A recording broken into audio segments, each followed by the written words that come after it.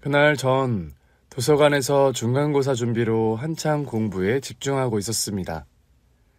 대학 입학 후 치르는 첫 시험이라 긴장이 되기도 했고요. 어떻게 해서든 좋은 성적을 받아 2학기에도 장학금을 받아야겠다는 생각에 공부를 소홀히 할 수가 없었어요. 점심 식사 후 몰려드는 식곤증을 이겨보려고 커피를 한 잔 마셔야겠다고 일어서려는데 마침 언니 진경이에게서 전화가 왔습니다. 민경아, 지금 어디야? 나? 나 지금 도서관인데 왜? 언니 무슨 일 있어?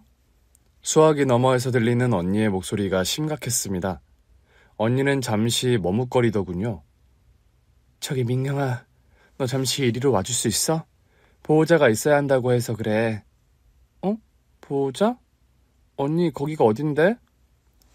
보호자가 필요하다는 말에 놀라서 전 바로 가방을 챙겨 언니가 말해준 곳으로 택시를 타고 달려갔습니다. 택시가 멈춰선 곳은 대학병원 앞이었습니다. 전 언니가 큰 병에 걸렸나 싶어 겁이 덜컥 나더군요. 부모님이 모두 암으로 돌아가셨던 탓에 병원에만 오면 전 불안해졌습니다. 언니, 병원에는 왜 온 거야? 어디 아픈 거야? 언니는 산부인과 외래 대기실 의자에 앉아 있었습니다. 얼굴이 말이 아니더군요. 그렇지 않아도 언니는 몇 달 전부터 잘 먹지도 못하고 잘 자지도 못하는 눈치였습니다. 그렇게 좋아하던 치킨도 마다하고 어떨 땐 밥을 먹다가 헛구역질을 하기도 했습니다. 그런 언니가 걱정돼 병원에 가보자고 했지만 언니는 괜찮다는 말만 되풀이할 뿐이었죠. 그런데 이렇게 제 발로 병원을 찾은 언니를 보니 올 것이 왔구나라는 불안이 또다시 밀려왔습니다. 민경아, 놀라지 말고 들어? 나 임신 중독증이래. 의사 선생님이 상태가 좋지 않다고 입원하자고 하셔. 언니, 그게 무슨 말이야? 임신 중독증이라니? 그럼 지금 언니... 전 끝까지 말을 잇지 못했습니다. 언니가 임신을 하다니요. 전혀 예상하지 못했던 언니의 말에 전 충격을 받았습니다. 하지만 아픈 언니의 얼굴을 보니 더 이상 캐물을 수가 없었어요. 우선 입원 수속부터 한 뒤 언니가 병실로 들어가는 걸 보고선 필요한 물건을 챙기러 집으로 갔습니다. 치약, 칫솔, 수건 등 필요한 물건을 가방에 넣는데 마음이 복잡하더군요. 저보다 6살 위인 언니는 제게 엄마나 다름없었습니다. 중학교 1학년 때 엄마가 암으로 돌아가신 뒤 언니는 저를 엄마처럼 돌봤습니다. 집안 살림은 물론이고 제 공부며 학교 생활 등 엄마 없는 빈자리를 채우기 위해 애를 썼죠. 덕분에 전 엄마가 없는 슬픔을 조금씩 이겨낼 수 있었는데요. 그때 언니가 지금 제 나이였었던 걸 생각하면 언니에게 한없이 감사할 따름이었습니다. 민경아, 임신 중독증이라고 해서 많이 놀랐지? 응, 언니. 미안해. 너한테 몇 번이고 얘기해야지 그랬는데 차마 입이 안 떨어지더라. 알아, 언니 마음. 그러니까 오늘은 아무 말 말고 푹 쉬어. 의사 선생님이 지금은 안정이 제일 중요하다고 하셨잖아. 전 아기 아빠가 누구냐고 묻고 싶은 마음이 간절했습니다. 하지만 도저히 언니에게 물을 용기가 나지 않더군요. 언니가 아기 아빠가 아닌 저에게 연락을 한 걸 보면 분명 무슨 문제가 있다 싶었기 때문입니다. 그리고 그런 저의 예감을 틀리지 않았습니다. 회사 거래처에서 만난 사람인데 임신했다는 얘기를 들은 뒤론 내 전화를 안 받아. 며칠 뒤 퇴원을 앞두고 언니는 제게 아기 아빠에 대한 이야기를 먼저 꺼냈습니다. 자세한 말은 하지 않았지만 언니 이야기로 미루어 짐작해 보건대 아기 아빠는 아기를 책임지지 않으려는 게 분명했습니다. 하도 연락이 안 돼서 제식씨 회사에 찾아갔었지. 근데 한 달 전에 그만뒀다고 하더라고. 아기 아빠 이름이 제식이라고 했습니다. 박제식. 나도 어떻게 해야 할지 막막했지. 근데 아기가 무슨 죄니? 나한테 찾아온 소중한 생명인데. 언니 얘기를 듣고 있자니 분통이 터졌습니다.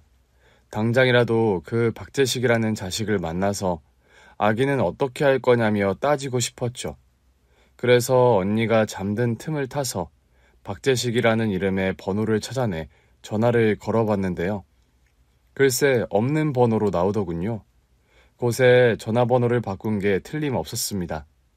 그리고 언니에게는 말하지 않았지만 사실 그자가 다녔다는 회사에도 찾아갔었습니다. 언니가 얘기한 그대로 사직서를 낸 게 맞았습니다. 아빠, 언니 이제 어떡해요? 우리 언니 불쌍해서 어떡해요? 그 작자의 회사에 갔다가 아무런 정보도 얻지 못하고 허탕을 치고 돌아오던 날, 전 아버지를 찾아가 엉엉 울었습니다. 아버지 역시 3년 전 암으로 돌아가셨는데 언니와 나만 달랑 남겨놓고 먼저 간 아버지가 그날만큼은 원망스럽더군요. 아빠가 그렇게 가지만 않았어도 우리 언니 이런 꼴 당하지 않았을 텐데. 아버지 앞에서 실컷 울고 나니 마음이 좀 가라앉더군요. 집으로 돌아오는 길에 나라도 힘을 내서 언니 편이 되어줘야겠다고 다짐했습니다. 언니, 지금까지는 언니가 날 돌봐줬지만 이젠 내가 언니 힘이 되어줄게. 언니는 다행히 아기를 무사히 출산했습니다. 3.1kg의 건강한 사내 아이였습니다. 우리는 평소 좋아하던 배우의 이름을 따서 아기 이름을 서준으로 지었습니다. 서준아, 무럭무럭 자라서 우리 배우 박서준을 한번 따라잡아보자. 서준이는 제 바람처럼 건강하게 잘 커갔습니다. 아기가 생기니 집안 분위기가 달라지더군요.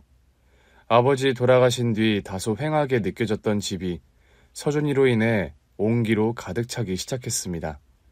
전 수업이 마치면 서준이를 보기 위해 곧장 집으로 달려오기 일쑤였죠. 아유, 민경아, 너 수업은 제대로 듣고 집에 오는 거야? 곧 기말 시험이라며 공부는 안 해? 언니, 걱정하지 마. 서준이가 내 에너지원이라니까. 서준이 얼굴을 봐야 공부에 능률이 오른다고.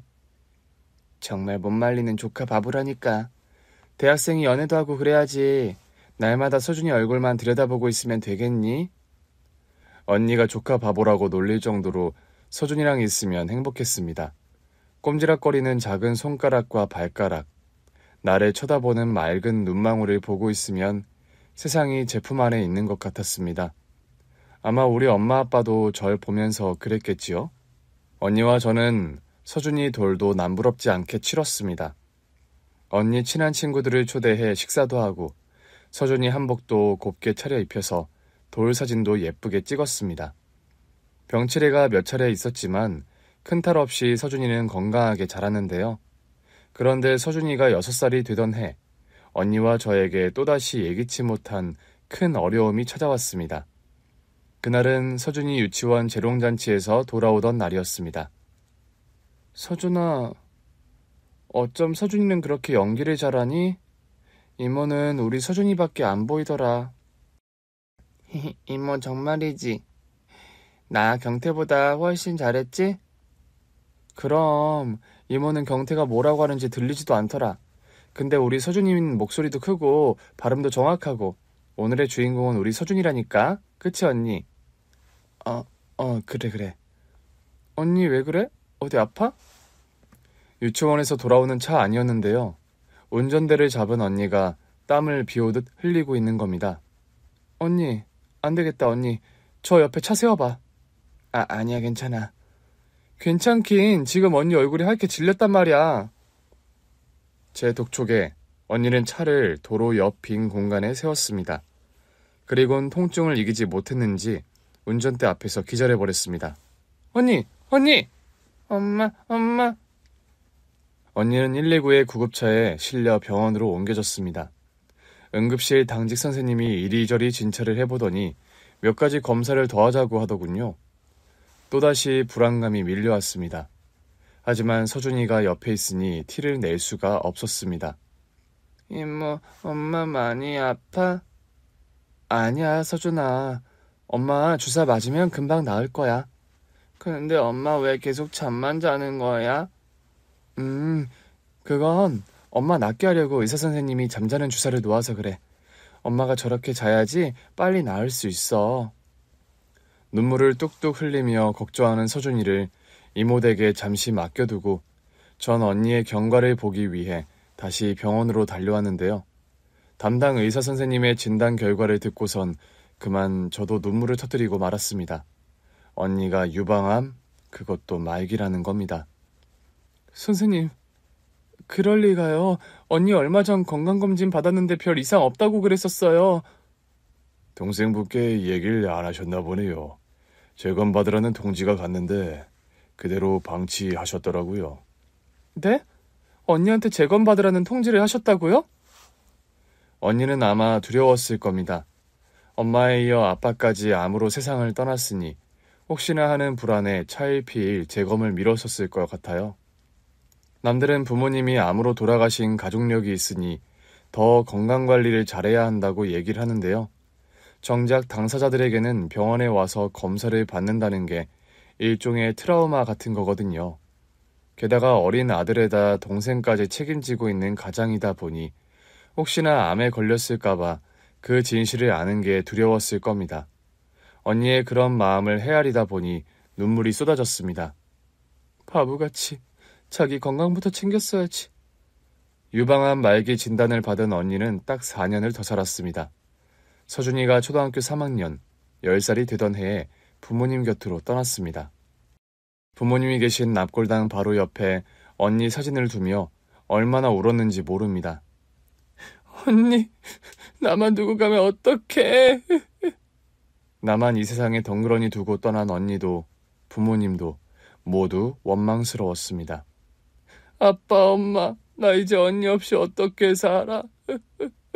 나도 데려가 달란 말이야. 하늘도 원망스러웠습니다.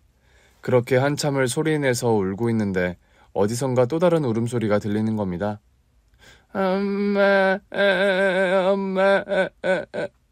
서준이였습니다. 제 슬픔 때문에 미처 챙기지 못한 서준이가 언니 사진 앞에서 엉엉 소리내 울고 있더군요. 서준아, 이모. 서준이와 저는 한참을 부둥켜 안고 울었습니다. 울면서 이런 생각이 들더군요. 그래, 난 혼자가 아니야. 서준이, 우리 서준이가 있잖아. 10살짜리 아이가 그렇게 위로가 될 줄 몰랐습니다. 서준이 때문에 제가 혼자 남겨지지 않았다는 게 너무 큰 위로가 되더군요. 저와 서준이는 그렇게 서로를 의지하며 언니와 엄마 잃은 슬픔을 조금씩 이겨내 갔습니다. 이모, 빨래통에 수건은 분리해서 넣어야 한다고. 아, 나 내가 몇 번이나 얘기해. 야, 이서준, 너 이모한테 잔소리 금지라고 했지? 이모는 도대체 이 쉬운 걸 왜 맨날 까먹는 거야? 에휴, 이해가 안 되네. 어라, 너 방금 그 얘기 네 엄마랑 똑같다? 어쩜 잔소리하는 건 그리 붕어빵이니? 내가 이모 안 닮고 엄마 닮아서 다행이지 뭐. 이모 닮았어 봐. 집이 온통 쓰레기장일걸? 참네. 이모가 바빠서 그렇지 맘먹고 청소하면 너 아마 깜짝 놀랄걸? 6학년이 되면서 서준이는 청소, 세탁기 돌리기 등 간단한 집안일을 도와주었습니다. 전 엄마 없이 자라는 것도 마음 아픈데 너무 일찍 처리되는 건 아닌가 싶어 신경이 쓰이더라고요. 서준아, 너 세탁기는 이모가 돌린다고 했지? 넌 그냥 세탁기 통에 네 옷 넣기만 하면 된다고. 이모, 그렇게 말하고선 일주일 동안 세탁기 통 안 빨래 그대로 뒀잖아. 나 그래서 체육복 못 입었단 말이야. 정말? 아, 이모가 바빠서 깜빡했네. 미안 서준아. 그럼 체육 시간에 어떻게 했어? 어떡하긴 옆반 경태한테 빌려서 입었지. 아이고, 우리 서준이 잘했네. 다음부턴 이모가 절대 안 까먹고 꼭 세탁기에 놓을게. 덤벙거리는 저와 달리 서준이는 언니를 닮아 꼼꼼하고 알뜰했습니다. 서준아, 너 맘에 드는 거 아무거나 골라봐. 이모가 한턱 쏜다. 이모 돈을 그렇게 막 쓰면 돼? 한 푼이라도 아껴서 결혼 자금 모아야지. 뭐? 결혼? 결혼 자금은 또 뭐야? 조그만 녀석이 그런 얘기 또 어디서 들은 거야? 참네, 나 이모보다 크거든? 그리고 이제 나도 알 건 다 아는 나이라고. 하여튼 우리 서준이 말로는 못 당한다니까. 오늘은 네 생일이어서 이모가 쏘는 거야. 그러니 잔소리는 스탑! 마음에 드는 거 하나 골라봐. 중학생이 되면서 서준이는 부쩍 키가 크기 시작했습니다. 중2가 되니 저보다 키가 크더군요. 말수도 이전보다 줄기 시작했는데요. 전 그 유명한 중2병이 서준이에게도 찾아올까봐 내심 염려를 하긴 했습니다. 그런데 제 걱정만큼 서준이는 사춘기 티를 그다지 내지 않았습니다. 아니, 어쩌면 제가 다른 곳에 정신이 팔려 민감하게 보지 않아서일지도 모르겠네요.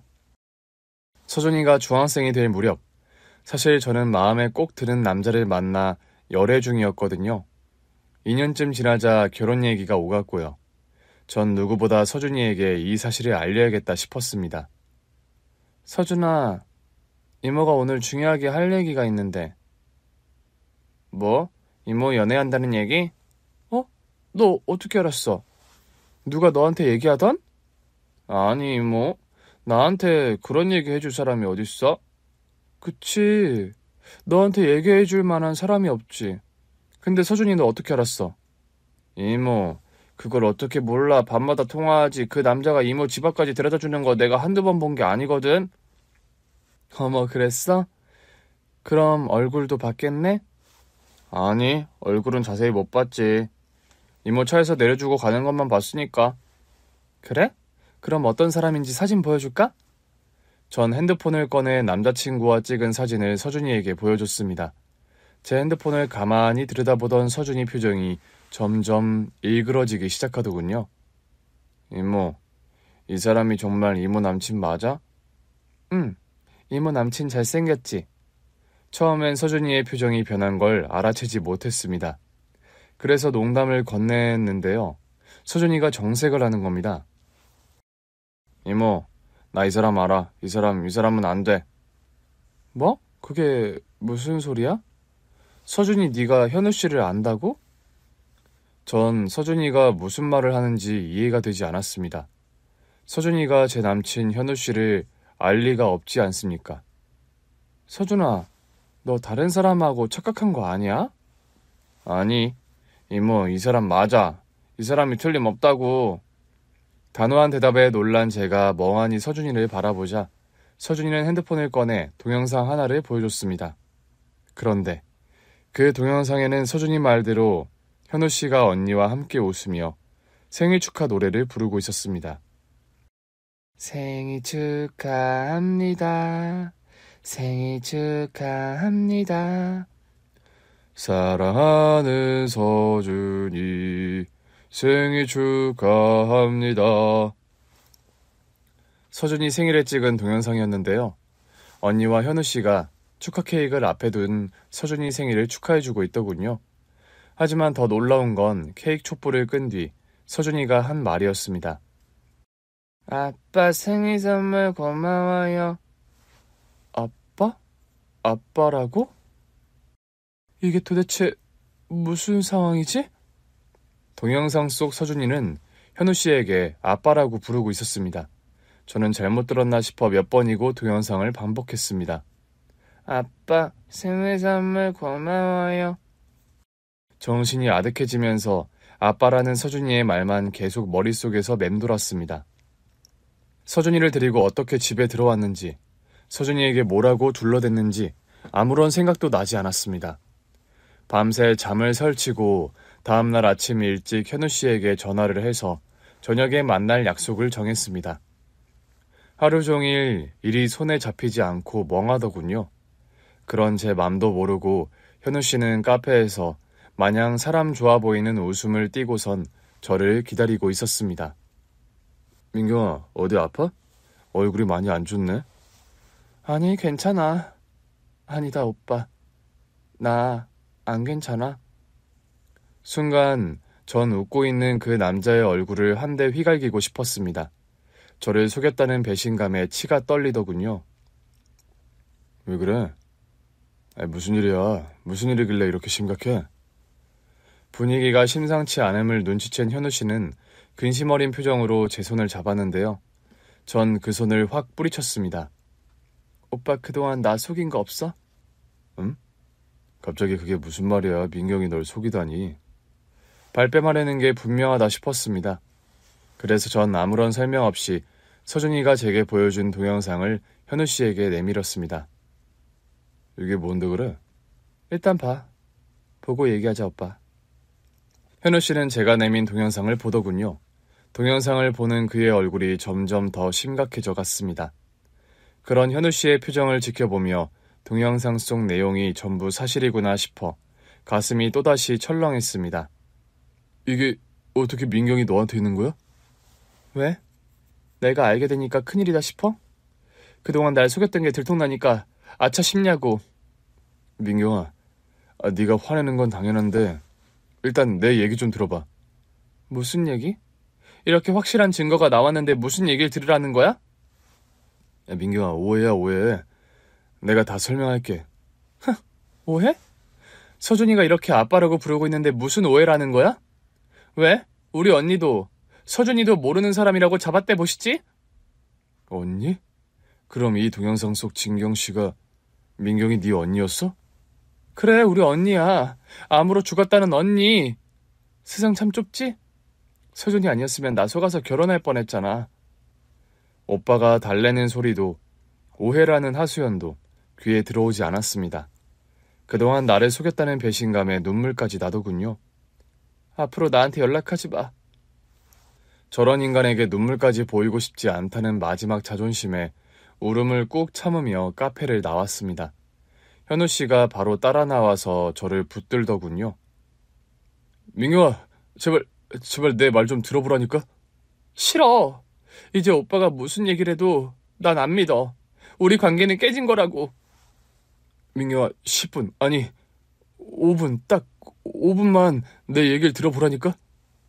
오빠는 저에게 빌다시피 사정을 했습니다. 민경아, 무릎이라도 꿇으라고 하면 당장 그렇게 할게. 그러니 제발 내 얘기 좀 들어달라고. 현우 씨는 정말 무릎이라도 꿇을 기세였습니다. 거리에 지나다니는 사람들을 아랑곳하지 않고 말이죠.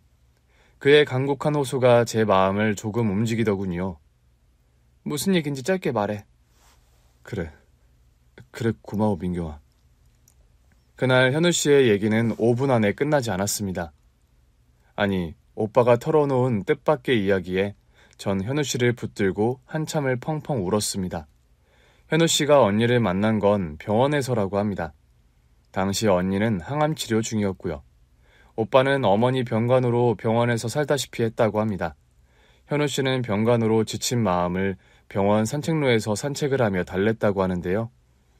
산책로에서 언니와 몇 번 마주쳤다고 해요. 그런데 어느 날 벤치에 앉아 울고 있는 언니를 봤다고 하더군요. 민망해할까봐 그냥 모른 척 지나가려고 했는데 어느 날 갑자기 현우 씨를 부르더라는 겁니다. 저 혹시 휴지 가진 거 있으세요? 휴지요? 휴지는 없고 여기 손수건이 있는데 이거 쓰세요. 언니 얼굴은 눈물로 뒤범벅이 되어 있었다고 합니다. 아마도 남겨질 아들, 서준이와 동생인 저에 대한 걱정 때문이었겠지요. 고맙습니다. 손수건은 빨아서 제가 드릴게요. 현우 씨가 내민 손수건에 코까지 야무지게 풀어버린 언니는 며칠 뒤 깨끗하게 빤 손수건과 함께 시집을 한 권 내밀었다고 합니다. 그때는 감사했어요. 보니까 어머니 간호하시는 것 같은데 힘들 때마다 이 시집 읽으시면서 작은 위로라도 받으셨으면 해서요. 언니가 즐겨 읽던 정호승 시인의 시집이었습니다. 현우 씨는 언니 말대로 마음이 지칠 때면 그 시집을 읽었고요. 신기하게도 시 한 편 한 편이 위로가 됐다고 합니다. 저한테 아들이 하나 있거든요. 이제 7살인데 그 애를 두고 떠난다고 생각하니 가슴이 찢어진다는 표현이 딱 맞더라고요. 병원에서 가끔 마주치면 언니와 현우 씨는 마음에 담아뒀던 이야기를 조금씩 서로 나누었다고 합니다. 저희 어머니 저 때문에 정말 고생 많이 하셨거든요. 이제 제가 변호사 고시 패스해서 효도해야지 하고 있는데 암이 발견되신 겁니다. 어머니만 생각하면 마음이 무거워요. 어머닌 그렇게 생각 안 하실 거예요. 아들이 당신 뜻대로 잘된 거 보셨으니까 이제 여한이 없다라고 후련해 하실 거예요. 정말 그럴까요? 그럼요. 제가 엄마라서 부모 마음은 어느 정도 알거든요. 언니는 언니대로, 현우 씨는 현우 씨대로 가슴에만 담아뒀던 이야기를 나누며 서로에게 위로가 됐던 것 같습니다.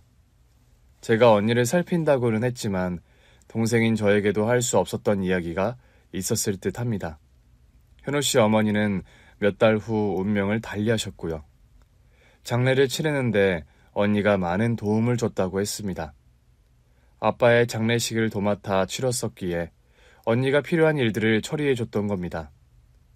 어머니 장례 후 어느 정도 마음이 안정이 되자 현우 씨는 언니에게 연락을 했다고 합니다.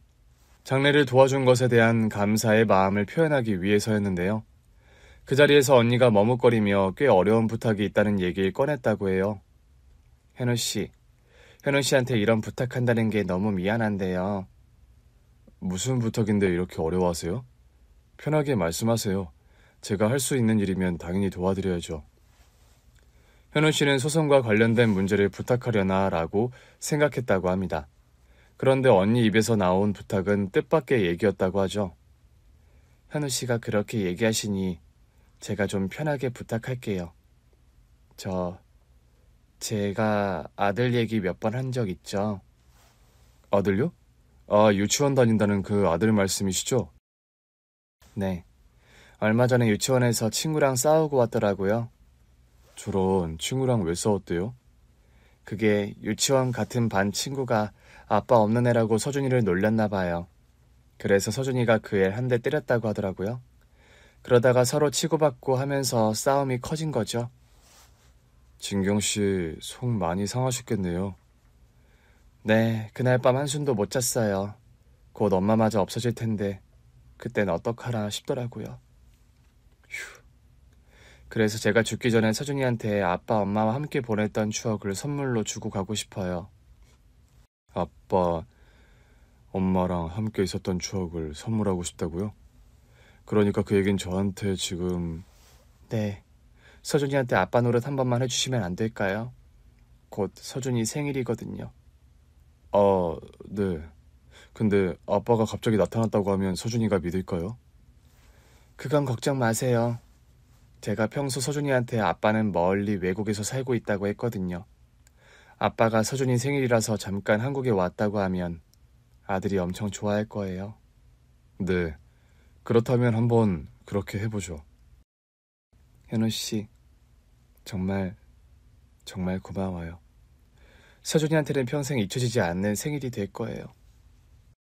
현우 씨 역시 아버지를 어린 나이에 잃었던 탓에 언니 부탁을 거절할 수 없었다고 합니다. 자신의 어린 시절이 생각나면서 아빠를 그리워할 서준이가 한없이 안타까웠다고 하죠. 제가 봤던 동영상은 바로 그때 찍은 것이었습니다. 그럼 서준이는 여전히 오빠를 아빠로 알고 있는 거야? 아마 그럴 거야. 생일 파티 이후에도 몇 번 언니랑 서준이를 만났거든. 그런데 왜 난 그 사실을 까맣게 모르고 있었을까? 언니도 그렇고 서준이도 나한테 숨기는 게 없는데. 일부러 숨긴 건 아니고 아마 민경이 네가 한창 바쁠 때라 그랬을 거야. 진경 씨가 동생이 막 입사를 해서 엄청 바쁘다는 얘기를 지나가는 말로 했었거든. 동생 자랑도 많이 했는데 그 동생이 설마 민경이 너일 줄은 꿈에도 몰랐네. 우연도 이런 우연이 없다 싶었습니다.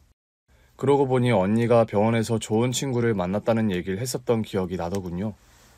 그 친구가 현우 씨였다니 우리가 정말 인연은 인연이구나 했습니다. 그런데 현우 씨와 우리 둘 사이의 오해는 풀었지만 서준이의 오해는 어떻게 풀어가야 할지 난감하더군요. 오빠, 서준이는 오빠가 엄마 장례식에 안 왔다면서 원망하고 있더라고. 나 그때 한 달 장기 출장으로 해외에 있었어. 그래서 진경 씨 소식을 듣지 못했고 나중에서야 알게 됐지 뭐야.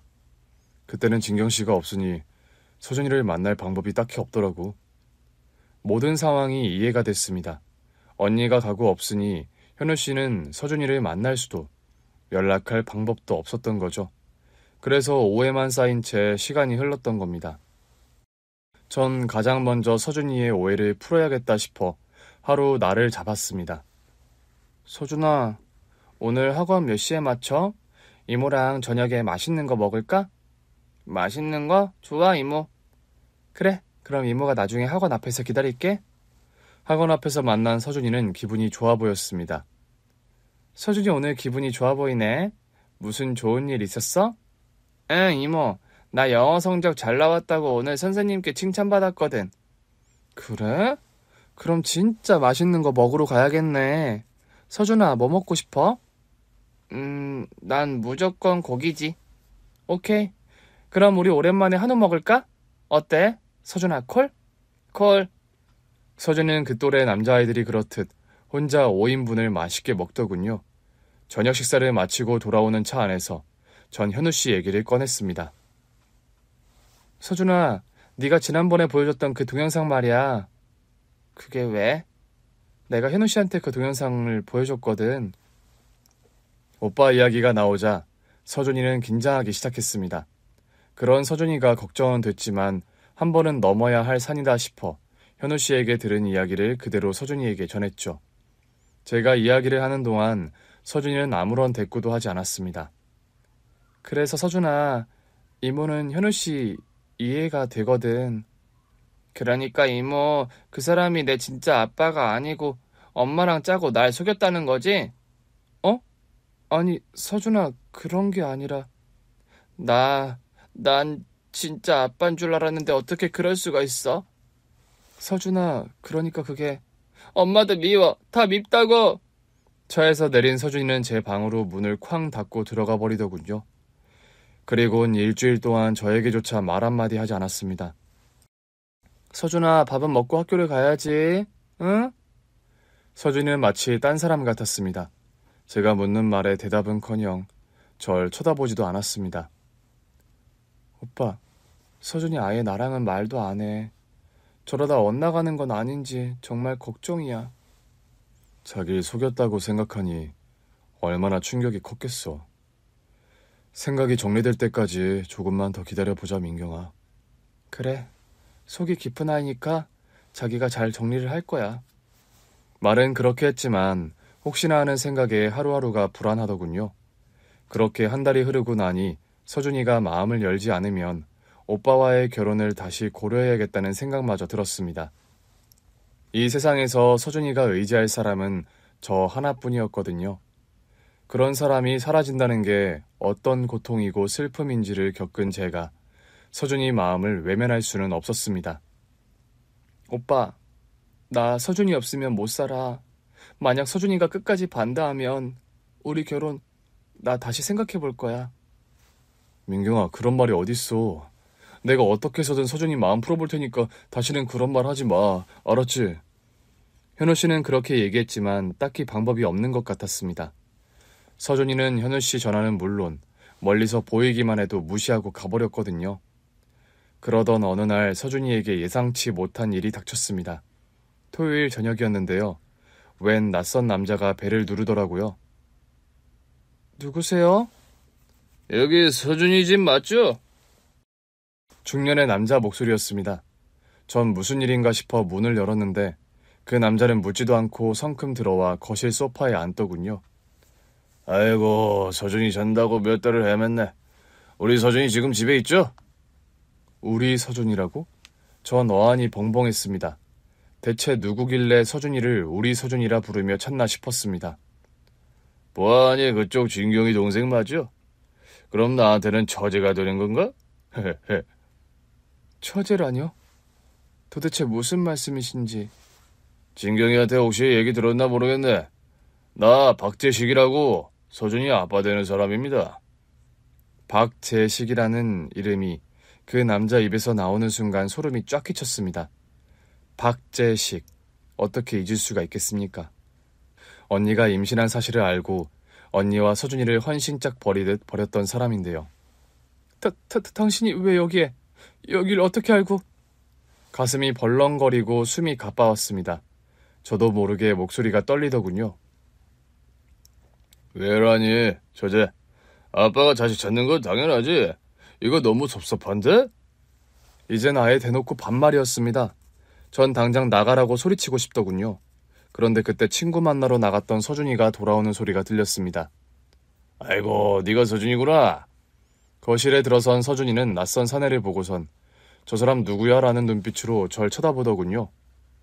이 녀석 안 본 새 이렇게 컸구나. 너 지금 몇 살이야? 그러니까 네 엄마가 그때 널 가졌다고 한 게 14, 5년 전이니까 14살? 아니, 15살인가? 서준아, 신경 쓸 거 없으니 넌 네 방에 들어가. 어허이, 무슨 소리야, 저제? 친아버지가 이렇게 떡하니 살아 돌아왔는데 신경 쓸 거 없다니. 뭐라고요? 친아버지라고요? 서준이의 목소리도 놀라움에 떨리고 있었습니다. 그래, 내가 네 애비다. 이리 와, 아들. 아버지가 한번 안아보자. 박재식. 그자의 뻔뻔스러움에 더 이상 참을 수가 없었습니다. 나가요, 당장. 왜 그래, 처제? 놀라서 그래? 나 당신 같은 사람 처제 아니니까 당장 나가라고요. 아니, 아빠가 자기 아들 보겠다고 찾아왔는데. 더 이상 듣고 있을 수가 없었습니다. 누가 당신 아들이야? 서준이는 우리 언니 아들이라고. 나가! 서준이는 당신 같은 사람 아빠로 둔 적 없으니까 당장 나가라고. 에헤이, 죄제. 그렇게 흥분하지만 말고 내 말도 좀 들어보라고. 그동안. 아니? 당신 말 듣고 싶지 않아. 나가! 경찰 부르기 전에 당장 나가라고. 서슬 시퍼런 저의 표정에 그는 한 발 뒤로 물러서는 듯 했습니다. 저제가 너무 놀란 것 같아서 오늘은 내가 그냥 돌아가지만 나 서준이 아빠라고 부자의 전륜을 저제가 끊을 수 있을 것 같아? 박재식.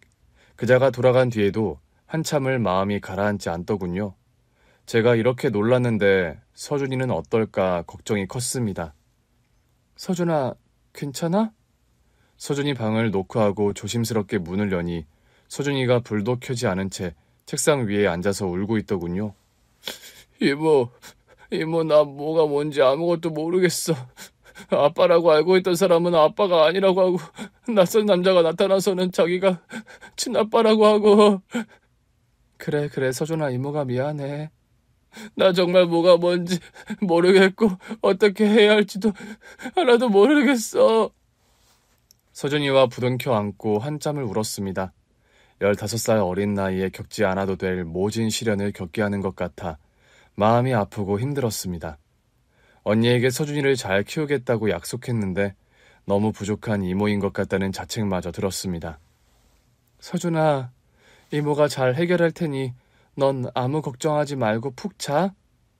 서준이를 재운 뒤 박재식 그자가 갑자기 왜 서준이를 찾아왔을까? 그 이유에 대해 고민하기 시작했습니다. 아무리 생각해봐도 모르겠더라고요. 언니가 임신한 사실을 알고 종족을 감췄던 그가 왜 지금에야 나타난 걸까요? 그것도 서준이 친부라고 주장하면서 말이죠. 그 이유는 오래 고민할 필요도 없이 다음날 바로 밝혀졌습니다. 어떻게 알았는지 제가 다니고 있는 회사 앞으로 절 찾아왔더라고요. 아, 저제 여기야, 여기. 진경이가 똑똑한 동생 뒀다고 자랑 많이 하더니 그 말이 진짜였네. 이런 대기업에 다니는 걸 보면.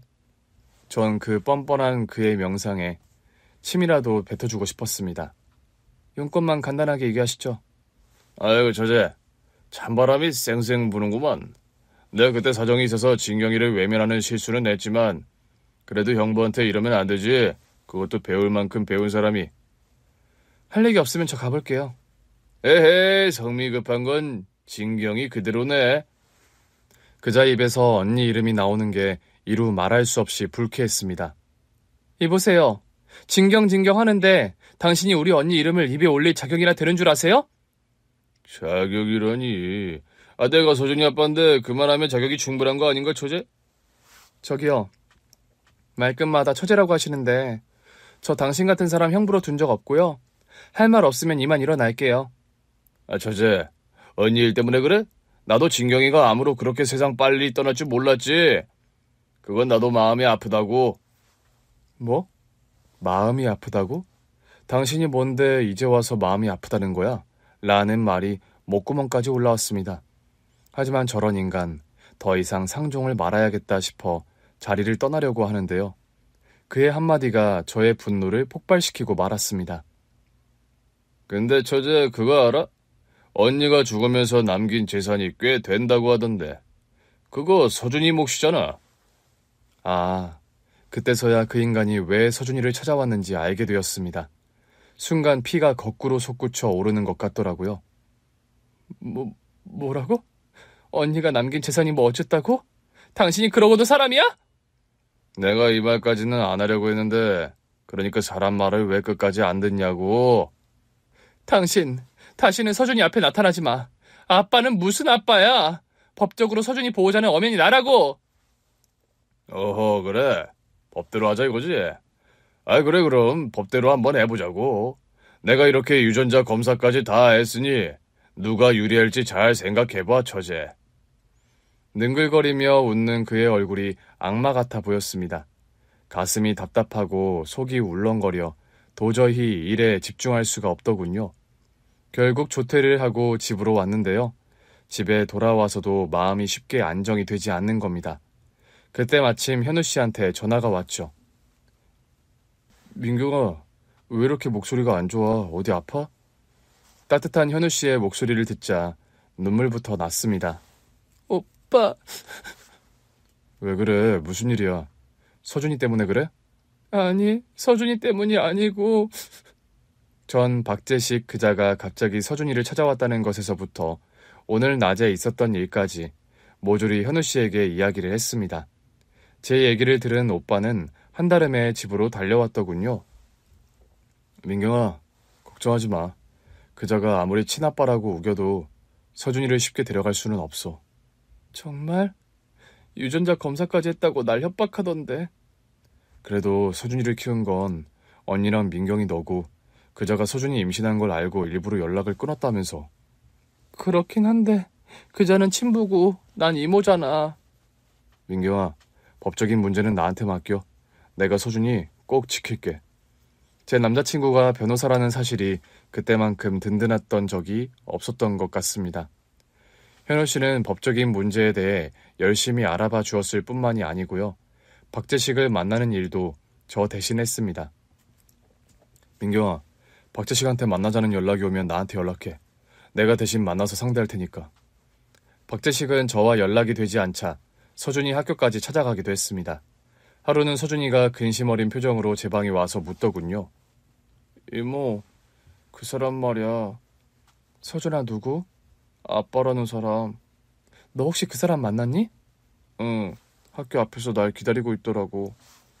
그래서 그자가 무슨 얘기를 너한테 했어? 나보고 햄버거 좋아하느냐고 묻더니 맥도날드로 데리고 가더라고. 그래서 햄버거만 먹고 나왔어? 아니, 자기가 친아버지니까 이제부터 자기랑 살 거라고. 뭐야? 그자가 너한테 그런 말을 했다고? 응, 이모, 그 사람 말 진짜야? 나 이제 이모랑 같이 못 사는 거야?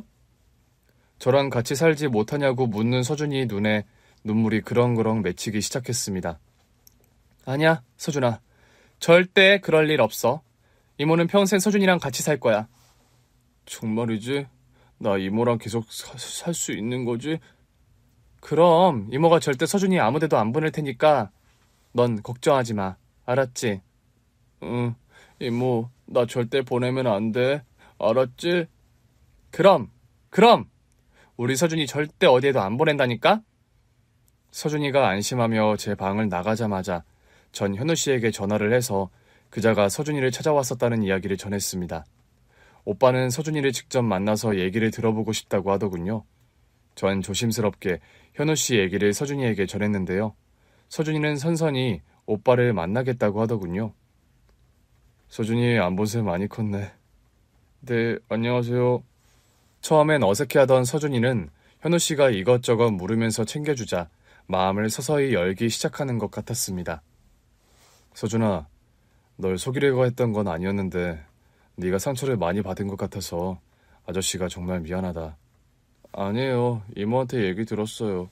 다 절 위해서 그러셨던 거잖아요. 그래, 그렇게 이해해주니 고맙다. 대신 이제부터 서준이 너한테 거짓말하는 일 절대 없을 거야. 네, 근데 저한테 말고 이모한테 잘해주세요. 제가 바라는 건 그거예요. 아유, 우리 서준이 다 컸네. 이모부터 챙겨주고 말이야. 현우 씨에 대한 원망은 서준이에게서 사라진 것 같더군요. 박재식의 등장이 가져온 유일한 순기능이었다고 할까요? 그리고 그날 현우 씨와 서준이가 나누는 얘기를 들으니 박재식이 나타나는 목적이 더 분명해지더군요. 그러니까 지금 살고 있는 집에 대해서도 물었단 말이지? 네, 엄마가 살아계실 때부터 살았냐고 묻더라고요. 그리고 또 엄마에 대해 그 사람이 너한테 얘기한 게 있어? 엄마가 돌아가신 다음에 집 명의를 이모 이름으로 바꾸었냐?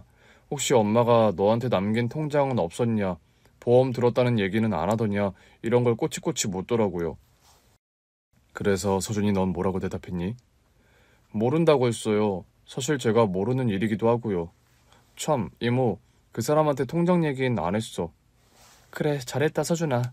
앞으로도 절대 그 얘기는 하지 마. 통장? 무슨 통장? 그게 언니가 서준이 명의로 장기 적금을 든 통장이 있거든. 언니 그렇게 되고 지금은 내가 붓고 있는데 그 통장 얘기야. 그래, 잘했다, 서준아. 그런 얘기는 아무한테도 안 하는 게 좋지. 현우 씨는 서준이와 대화하면서 박재식이 나타난 명분이 더 분명해져 우리에게 유리하다고 했습니다. 그리고 채 한 달도 되지 않아 박재식의 일은 깔끔하게 마무리가 되었죠. 현우 씨 얘기로는 박재식은 사기 혐의로 수사를 받는 중이었다고 합니다. 피해자와의 합의 때문에 돈이 필요하던 중 언니 소식을 듣게 됐고요. 언니가 남긴 유산을 노렸던 겁니다. 서준이를 데려가겠다는 핑계를 대면서 말이죠. 아무튼 현우 씨 덕분에 박재식과의 악역은 깔끔하게 끊어낼 수 있었는데요. 전화위복이라고 그 일을 겪으며 현우 씨와 서준이는 한층 가까워졌습니다. 오빠를 이모부라고 부를 정도로 스스럼 없는 사이가 됐죠. 이모부, 이번 주말 야구 경기 보러 가기로 한 약속 기억하죠? 그럼 누구랑 한 약속인데 잊어버리겠어? 어라? 이건 뭐지? 어허, 나는 모르는 두 사람만의 약속이라. 나 지금 완전 왕따 당한 기분인데? 이모부, 이모한테 얘기 안 했어요? 이번 주 토요일에 기아랑 두산 경기 보러 간다고요. 아니, 난 당연히 서준이 네가 얘기할 줄 알았지. 아하, 우리 이모 뒤끝 장렬인데 이모부 큰일 났네요. 그러게, 이왕 이렇게 된 거 서준아 우리 둘이서만 살짝 갈까? 그럴까요? 야, 이서준, 너 집에 들어올 생각하지 마. 오빠도 마찬가지야. 각오하라고. 아이쿠, 이모 특히 나온다. 서준아, 얼른 우리 도망가자. 서준이와 웃고 떠드는 현우 씨 모습을 보면서 한 번은 이런 생각을 한 적이 있습니다. 어쩌면 우리는 언니가 하늘에서 이어준 인연일지도 모른다는 생각 말입니다. 당연히 현우 씨는 결혼해서도 서준이가 우리와 함께 살아야 한다고 여겼고요. 서준이 역시 제가 결혼을 하면 가족이 한 사람 더 생기는 거라고 좋아하고 있습니다. 서준인 아들 같은 조카라고 할까요? 생각해보면 서준이, 나, 현우 씨, 우리 셋은 비슷한 아픔을 가진 사람들입니다. 태어나기 전부터 아빠에게 버림을 받았었고 어린 나이에 엄마를 잃은 조카 서준이 역시 어린 나이에 엄마를 잃었고 아빠와 하나뿐인 언니마저 떠나보내야 했던 나, 현우 씨도 아빠를 그리고 엄마를 암으로 잃었죠. 그런 아픔을 겪으며 가족의 소중함을 누구보다도 알기에 우리는 서로를 더 귀하게 여기는 것인지도 모르겠습니다. 또 누군가 아파할 때 더 아파하면서 서로가 서로를 보듬는 것인지도 모르겠습니다. 이제 내일이면 현우 씨와 저는 친지들과 하객들 앞에서 100년 해로의 거룩한 서약을 할 것입니다. 저와 현우 씨는 서로가 서로에게 평생 든든한 버팀목이 되기로 약속했습니다. 서준이가 그 안정감 속에서 잘 자랄 수 있도록 말이죠. 이 글을 읽으시는 여러분도 저희가 꾸려갈 가정을 위해 많은 응원해주세요. 긴 글 읽어주셔서 감사합니다. 오늘 준비한 사연은 여기까지입니다. 재미있게 들으셨다면 구독과 좋아요, 알림 설정까지 눌러주세요. 그럼 저는 다음 사연으로 찾아뵐게요. 오늘도 건강하고 행복하세요.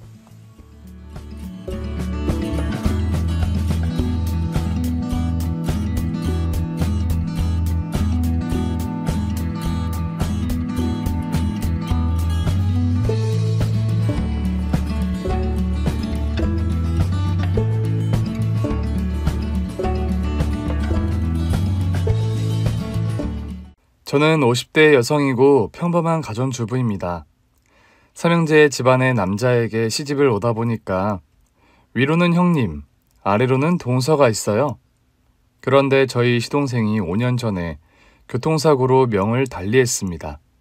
슬아의 자식이 없는 시동생 부부였는데 동서가 시부모님과 관계가 좋아서 신혼 초부터 시집살이를 했고 시동생 사후에도 시부모님을 모시고 살았어요. 동서, 서방님도 안 계신데 시집살이 하는 거 불편하지 않아? 서방님 사후 일주기가 지난 어느 날 제가 동서에게 물었더랍니다. 아니요, 형님. 저는 되려 어머님 아버님이 저 나가라고 하실까봐 그게 걱정인걸요. 어머님 아버님이야 동서 걱정해서 그런 말 하실 수는 있지. 동서가 아직 혼자 살기엔 젊잖아. 안 그래? 형님, 저는 이번 생에 또 결혼할 생각은 없어요. 그 사람 많이 사랑했고 다시는 재호 씨 같은 사람 없다는 거 저 아니까요. 동서와 살아생전 시동생은 사이가 각별한 인꼬 부부였습니다. 그래서일까 시동생 사후에도 집을 나가지 않고 시부모님을 모시고 산 동서였죠. 그런데 시동생 사후 3년 후에 시아버님께서 암투병을 하시다 돌아가셨고 같은 해에 시어머니마저 노환으로 돌아가셨어요. 형님, 저 어머니 아버님까지 돌아가셔서 이제 완전 천의 고아나 마찬가지예요. 동서, 무슨 그런 소리를 하나. 나도 있고 형님도 있는데 그런 소리 마. 동서가 일찍 친정 부모님을 여의고 살아온 탓에 시부모님을 친부모님처럼 따르고 많이 의지했더랍니다. 마음씨가 착하고 여린 동서라서 시부모님 사후에 많이 힘들어한 것이 사실이었죠. 동서는 원래 아이들을 좋아해서 시동생이 살아생전 임신을 위해 많은 노력을 했더랍니다. 그런데 후사 없이 시동생이 명을 달리한 이후 고아원 봉사활동을 다니며 아이들을 돌보던 동서였어요. 형님, 애들 돌보다 보니까 꼭 내 배 아파 낳은 자식만 자식이 되는 것 같진 않아요. 뭐? 입양이라도 하려고? 쉽게 결정할 수 있는 문제는 아니지만 유달리 마음이 가는 한 아이가 있거든요. 동서는 췌장암 선고를 받기 전에 입양을 하려고 진지하게 고민 중이었습니다. 그런데 1년 전 급작스레 췌장암 선고를 받았고 투병을 하다가 결국 명을 달리하고 만 동서였어요. 형제 자매도 없는 데다 일찍 부모님을 여인 동서라서 가족 하나 없는 장례식이 치러졌습니다. 동서 상주는 누가 하는 게 좋을까요? 우리 민철이를 시키지 뭐. 그렇게 형님네 큰 아들이 상주를 하면서 동서의 쓸쓸한 장례식이 치러졌습니다. 그런데요, 가족 하나 없는 동서 장례식 중에 몰래 입가에 미소를 지으며 들락날락거리는 형님이었습니다. 오늘 장례 치르기에는 날씨가 쨍하니 참 화창하네. 그런 말을 하면서 은근히 콧노래까지 부르길래 전 무슨 상황인가 싶어 형님 얼굴을 빤히 들여다보게 되더군요. 아무리 피가 섞이지 않은 시댁 식구의 죽음이라지만 장례식장에서 할 말도 표정도 아니었기에 순간 이상한 기분이 드는 것이 사실이었습니다. 제가 좀 굳은 얼굴로 쳐다보자 갑자기 수습하는 듯 표정 관리를 하는 형님이었습니다. 아이고, 우리 불쌍한 막내 동서. 살아생전 그리 서방님이랑 어머님 아버님을 그리워하더니 결국 그 뒤를 따라갔네 그려. 서른 울음을 터뜨리는 형님의 얼굴을 보았는데 울음소리만 낼 뿐 눈물 한 방울 맺혀있지 않은 말끔한 눈가를 하고 계시더군요. 아무리 봐도 형님의 태도가 너무나 이상했습니다. 형님, 그래도 동서 죽기 전에 형님이 돌봐주셔서 마음이 많이 그렇죠? 그렇지. 동서 떠나기 전에 마지막 뒷수발을 내가 했으니 마음이 내가 좀 더 힘든 게 사실이야. 저는 불어 형님 의중을 떠본다고 그런 질문을 던졌더랍니다. 사실요, 동서가 췌장암 투병을 한참 하던 때에 요양원에 들어가려고 한 적이 있었습니다. 형님, 저 몸 상태가 너무 점점 안 좋아져서 요양원 들어가려고요. 집에 간병인을 쓰고 나랑 형님이 돌아가면서 돌봐주는 건 어때?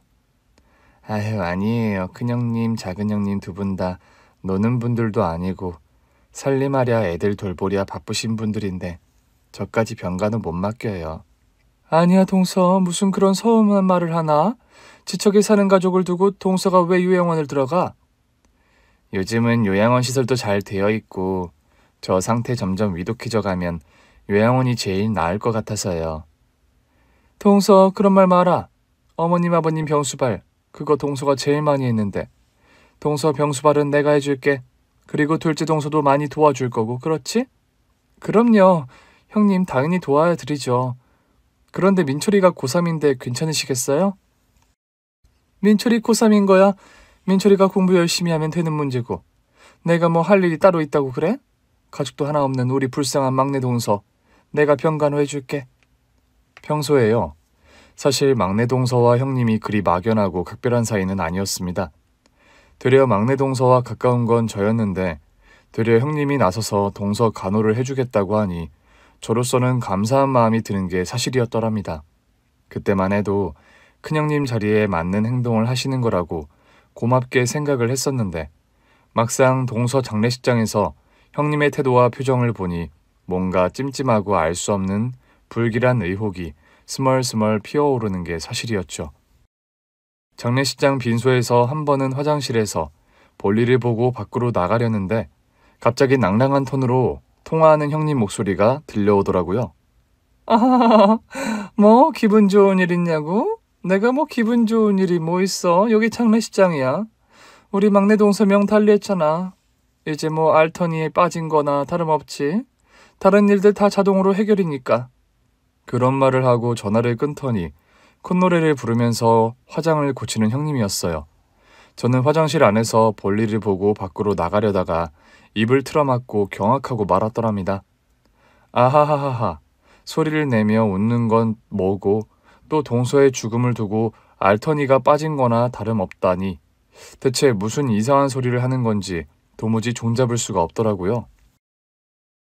마음 같아서는 당장 뛰쳐나가 형님에게 형님, 동서가 불쌍하게 암투병하다 죽었는데 지금 무슨 애먼 소리를 하시는 거예요? 네? 따지고 묻고 싶었지만 그럴 수도 없는 노릇이었습니다. 이상한 의혹만 잔뜩 들기 시작했고 저는 아무래도 안 되겠다는 생각이 들더군요. 제가요, 형님네 부부보다 일찍 결혼을 했고 아이도 일찍 낳아서 저희 큰아들이 지금 대학을 졸업하고 경찰 공무원으로 일을 합니다. 형님의 이상한 태도가 아무래도 그냥 넘어갈 일이 아닌 것 같다는 생각이 들더군요. 장례식이 끝나자마자 저는 아들을 불러놓고 제가 느낀 바들을 시시콜콜이 털어놓았습니다. 큰엄마가 화장실에서 그런 통화를 했다고요? 그래, 엄마가 볼일 보고 밖으로 나오려다 나가지도 못하고 얼마나 충격 먹었는 줄 아니? 그런 통화하는 내역 녹음해 놓으셨어요? 이 녀석아 그 와중에 무슨 통화를 하니? 이상한 통화 내용 듣고 화장실 안에서 벌벌 떨고 있기 바빴는데. 그 전에 낌새도 이상했다면서. 저라면 통화부터 했겠어요. 저희 아들이 그런 말을 하는 데에는 나름의 이유가 있었습니다. 저희 아들이 직업이 경찰 공무원이다 보니까 아무래도 객관적이고 냉정한 판단을 내리는 거였죠. 성훈아, 이거 그냥 넘기기에는 너무 찜찜하니까 너 큰어머니에 관해 뒷조사 좀 해볼래? 엄마, 내가 경찰 공무원이지 이런 거 뒤낚이고 다니는 사설 탐정 아니에요. 너 보고 뭐 돈 받고 하라든 사설 탐정보다야 네가 훨씬 나을 거 아니니. 너 맨날 경찰서에서 하는 일이 수상한 범죄자들 조사하는 일 아니냐? 제 일이 그렇긴 하지만 큰엄마를 조사하려니까 좀.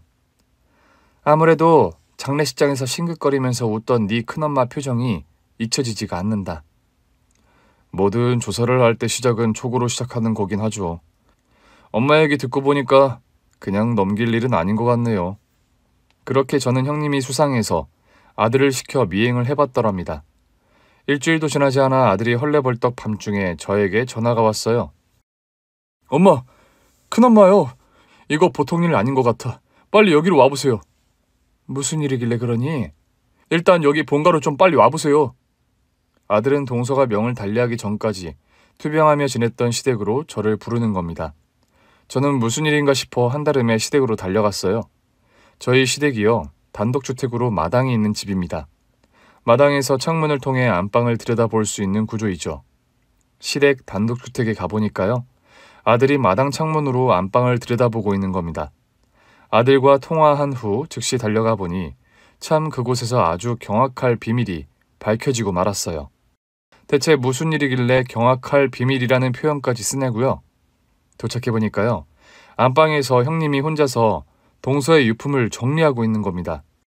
살아생전 동서가 멋쟁이여서 명품도 제법 있는 편이었는데 동서의 명품백과 구두 등을 본인이 챙기고 있더라고요. 그러면서 휴대폰 통화를 하는데 마지막으로 돈 낼 물건 정리 다 했어. 이거 명품백이랑 구두랑 옷들 다 감자마켓에 판매하면 수천만 원 돈 또 나올 것 같은데? 호호호. 저는 형님이 그런 통화를 하는 걸 듣고 경악하고 말았습니다. 뒤이어 나온 형님의 말은 더 가관이었어요. 실은 오늘 여기 본가에 동서 휴대폰 챙기러 왔어. 아, 휴대폰이며 통장을 챙겨야 내가 대출받은 증거들 싹 다 없앨 거 아니야?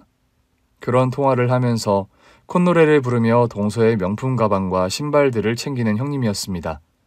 안방 창문 너머로 저와 아들이 그런 전화통화 내용을 다 듣는 것도 모르고 형님은 뭐가 신난지 계속해서 콧노래를 부르고 있더군요. 아들이 저를 잠시 집 밖으로 데리고 나가더니 엄마, 알아보니까요.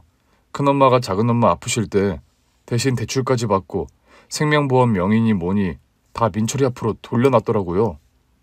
뭐라고 형님이? 채무조사니 뭐니 싹 다 돌려봤는데 큰엄마 빚이 1억이 넘던데요? 아니 가정주부인 형님이 뭐하느라 빚이 1억이나 된다는 말이냐? 저도 그게 이상해서 좀 털어봤는데 큰아빠 몰래 주식을 오래 하셨더라고요. 친정언니랑 같이. 그럼 아까 저 방 안에서 통화하던 게 형님 친정언니라는 말이야? 아마 그런 것 같아요. 엄마 촉이 맞았어요. 이거 예사일이 아니고요. 그냥 넘어갈 일도 아니에요. 그럼 지 주식하느라 생긴 빚 갚으려고 네 작은엄마 명의로 대출받고 생명보험 명의 다 이전했다는 거야? 네. 한 며칠 미행하면서 통화하는 내용 그리고 큰엄마가 친정언니 만나서 하는 대화 다 들었어요. 증거로 녹음도 다 해뒀고. 아니 세상에 어떻게 이런 일이. 작은엄마가 생명보험금 그거 고아원에 기부해달라고 나에게 누누이 말했던 건데. 엄마, 작은엄마가요. 돌아가시기 직전에 통증이 워낙 심해서 몰핀 주사 맞으셨잖아요. 그랬지. 상태 위독해지면서 통증이 잡히지가 않는 바람에. 그 주사 맞으면서 작은엄마가 기억 오락가락 할 때요. 그때 틈을 노려서 큰엄마가 대출받고 보험명의 다 돌리고 했더라고요. 아니, 사람의 탈을 쓰고 어찌 저런 짓을. 증거 확보 다 해뒀고 이제 빼박으로 죗값 치러야죠. 보험 관련 범죄 많이 보긴 했고 잡기도 많이 잡았지만 설마 우리 가족에게 이런 일이 발생할 거라곤 생각도 못했어요. 엄마는 너에게 들으면서 도저히 믿기지가 않는다. 어찌 세상에 이런 일이 있단 말이니? 다리가 후들거리고 심장이 벌렁거려 저는 숨이 쉬어지지 않을 지경이었습니다. 그때였어요. 경찰차 한 대가 사이렌 소리를 내면서 시댁 단독주택 앞에 와 서더군요. 성훈아, 경찰차 네가 불렀어? 네. 아무리 봐도 피해 금액이 커서 도주 우려가 있거든요. 구치소에 수감 상태로 조사받으셔야 할 겁니다. 요란한 경찰차 소리를 듣고 형님이 집 밖으로 영문을 모르겠다는 표정으로 나오는 겁니다. 아닌 밤중에 웬 경찰차야? 동서 성훈이랑 마당에서 둘이 뭐하고 있어? 도둑고양이도 아니고? 도둑고양이요? 진짜 도둑은 형님이잖아요. 큰어머니, 보험사기와 대출사기로 긴급 체포합니다. 변호사를 선임할 수 있고 묵비권을 행사하실 수 있어요. 아니 이것들이 사람을 뭘로 보고 도둑으로 몰아? 성훈이 네 직업이 경찰이라고 함부로 큰엄마도 막 잡아가도 되는 건 줄 아니? 큰엄마, 제 직업이 경찰인데 하물며 막 잡아가는 거겠습니까? 그런 말을 하면서 형님을 무섭게 째려보는 아들이었습니다. 그 순간의 눈빛만큼은 제 아들이 아니라 직업 경찰관의 예리함과 카리스마가 그대로 느껴지는 살벌한 눈빛이었습니다. 어떻게 다른 사람도 아니고 형님이 불쌍한 동서 상대로 그런 짓을 벌이세요? 네? 동서까지 대체 뭘 한다고 그렇게 함부로 짓거리는 거야? 자세한 건 경찰서 가서 조사 받으시면서 말씀하세요. 여기서 이렇게 실랑이 할 필요 없는 일입니다. 경찰차에서 아들의 동료들이 내렸고 형님에게 수갑을 채워서 경찰차에 연행해 갔습니다. 성훈이 너 감히 내 손목에 수갑을 채워? 저는 절차대로 일을 처리하는 것일 뿐이에요. 너 이 자식, 큰엄마를 이따위로 대우해서 네가 무사할 것 같니? 큰아버지랑 우리 민철이가 널 용서할 것 같아? 용서는 작은엄마에게 받으셔야죠. 판단은 재판통에서 판사에게 받으시고요. 동서라도 뭐라고 좀 말을 해봐. 억울하게 내가 수갑까지 채워져서 끌려가는데 왜 아무런 말도 안 하고 구경만 하고 있는 거냐고. 형님이 지은 죄 다 알아버렸으니까요. 어떻게 동서 상대로 그런 짓을 벌이셨어요? 네? 억울한 건 난데 동서가 왜 울어? 울고 싶은 건 나라고. 야, 이것들아, 내가 누군 줄 알고 나 대학 교수 사모님이야. 이수가 풀지 못해? 끌려가며 아주 동네 떠나가라 소리를 지르면서 난동을 부리는 형님이었습니다. 사실 저희 큰아주버님이요, 대학에서 학생들을 가르치는 교수님입니다. 국내에서 박사 학위까지 받아서 운 좋게 겸임교수 자리를 꿰찬 분이죠. 평소 형님은 남편 직업에 대한 프라이드가 강한 분이었어요. 사실 민철 아빠가 뭐 큰돈을 버는 직업도 아닌데 어디 가면 교수 사모님 소리 듣는 거 그거 하나로 내가 버틴다? 형님도 참, 대학 교수가 돈 못 버는 직업도 아니잖아요. 동서도 순진하네. 사립대학도 아니고 국립대학 교수 월급 얼마나 쥐꼬리인데 우리 민철이 과외도 하나 비싼 거 제대로 못 시킨다 그 월급으론. 그래도 민철이 아주버님 닮아 공부 잘하잖아요. 공부는 잘하지. 그런데 공부만 잘하면 뭐해? 나중에 유학 보내고 그러려면 돈이 필요한데 참 답이 안 나오니까. 장학금 받아서 가겠죠. 민철이 수재인데 장학금 받는 게 어디 쉽나? 장학금만 받으면 뭐해?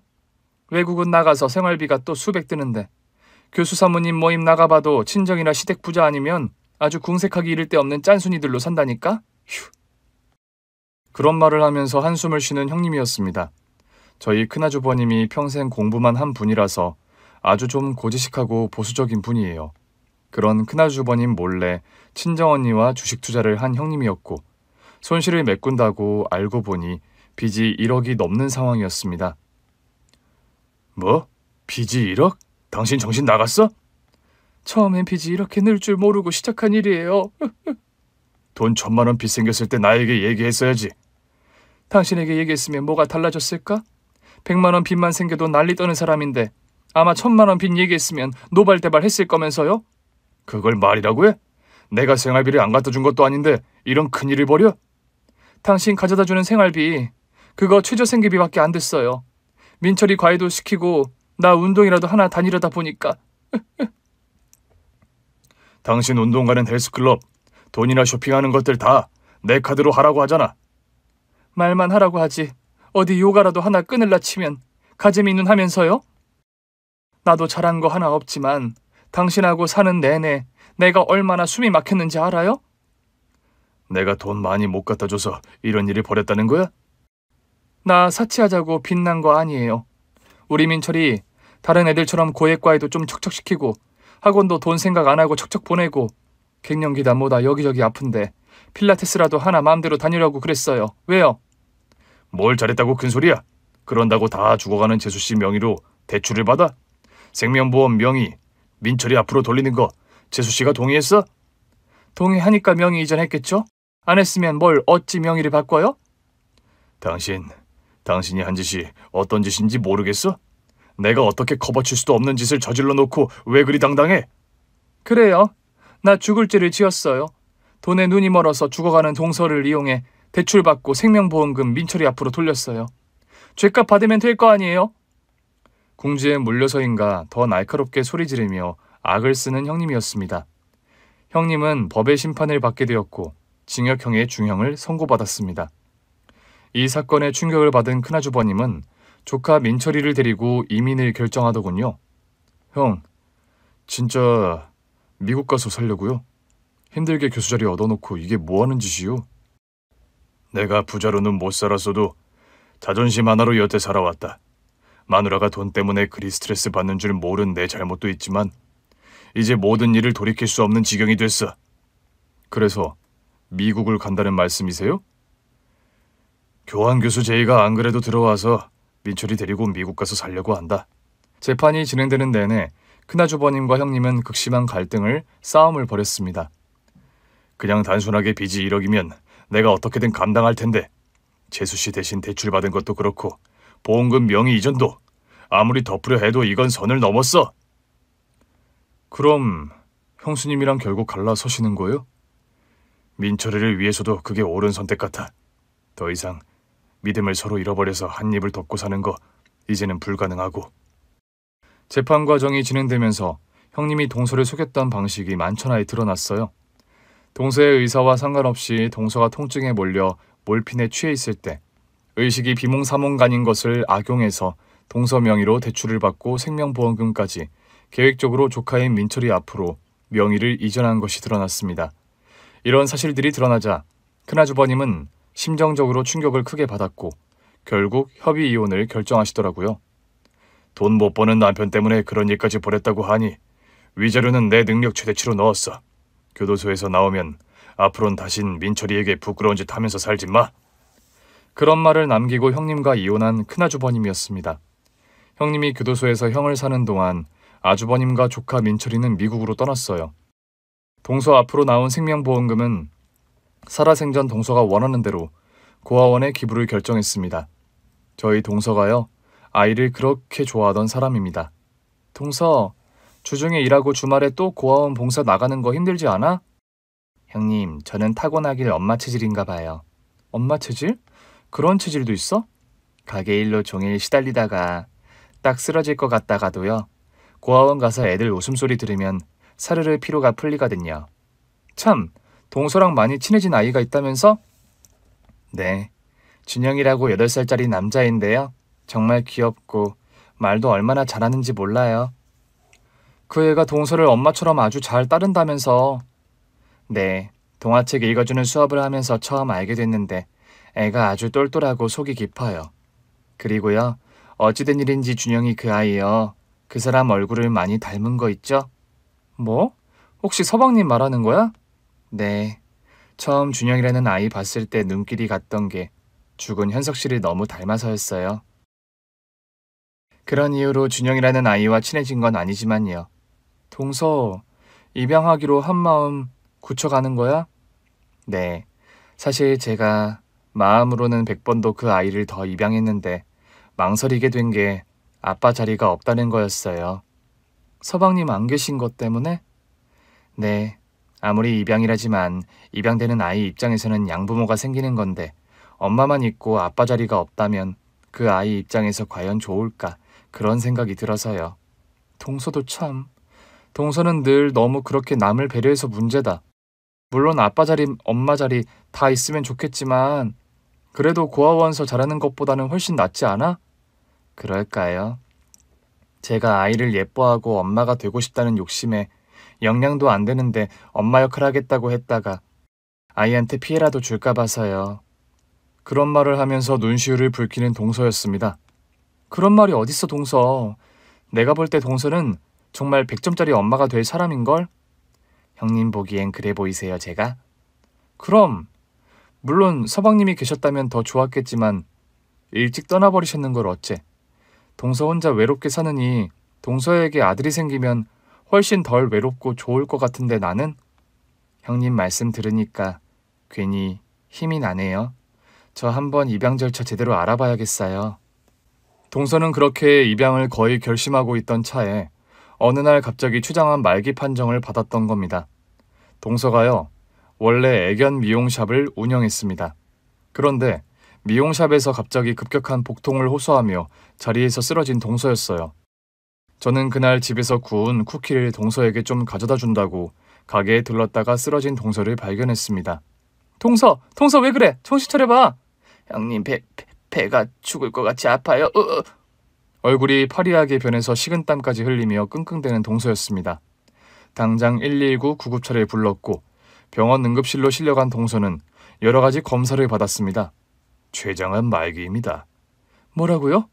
갑자기 암이라니, 그게 무슨 말이세요? 근래에 건강의 변화나 이상을 못 느끼셨나요? 요즘 운동을 새로 시작해서 살이 좀 빠졌다고는 했는데 딱히 아픈 데는 없던 걸로 아는데요. 암이라니요? 췌장암이 좀 그런 암입니다. 발견되기 전까지 자각 증상이 거의 없어 나와서 젊은 분들은 더 발견하기가 힘이 든 암이죠. 췌장암 말기이면 우리 동서 치료법은요? 요즘은 암에 걸려도 항암 치료 잘 받고 수술 받으면 다들 오래 산다던데 우리 동서 괜찮은 거죠, 선생님? 죄송합니다. 암이 이미 다른 장기에까지 전이가 많이 되어서 항암 치료나 수술적인 요법이 별로 의미가 없는 상태입니다. 뭐라고요? 마음의 준비를 하시고 남은 기간 가족분들과 편안하게 시간 보내시라고 말씀드리고 싶네요. 좋은 말씀 못 드려서 죄송합니다. 암 선고를 받은 동서는 되려 담담했습니다. 동서 이 일을 어째 겨우 40 넘은 지 얼마나 됐다고 암이라니. 그러게요. 태어날 때는 순서가 있어도 세상 떠날 때는 순서가 없다더니 제가 딱 그 짝이네요. 동서, 우리 그래도 포기하지 말자. 다른 병원도 가보고 안 되면 자연치유나 민간요법 그런 거라도. 두세요, 형님. 애매한 병명도 아니고 췌장암 말기라는데 무슨 다른 수가 있겠어요. 동서, 그래도 아직 포기하기엔 동서 나이가 너무 어리잖아. 형님, 저 사실 우리 그이 세상 떠나고 어머님 아버님까지 돌아가셨을 때 속으로 기도했어요. 무슨 기도를 했다는 거야? 형님, 아시다시피 전 남편과도 금슬이 좋았지만 어머님 아버님을 친부모님 이상으로 따르고 의지했어요. 그거야 나도 잘 알지. 신혼 때부터 줄곧 두 분 모시고 잘 살아온 게 동서인데 살뜰한 딸 노릇까지 하면서. 저에게는 하늘이던 남편이 어느 날 갑자기 교통사고로 명 달리하더니 몇 년 주기로 어머님 아버님마저 떠나시니까 솔직히 세상 살 맛이 안 났어요. 미안해 동서. 그런 동서 빈자리를 나도 모르던 게 아닌데 내가 좀 더 신경을 바짝 썼어야 했는데 내가 무심했다. 아니요, 형님께 그런 말을 드리려고 했던 게 아니라요. 사실 매일 기도했더랬어요. 현석 씨한테 나 좀 빨리 같이 데려가 달라고요.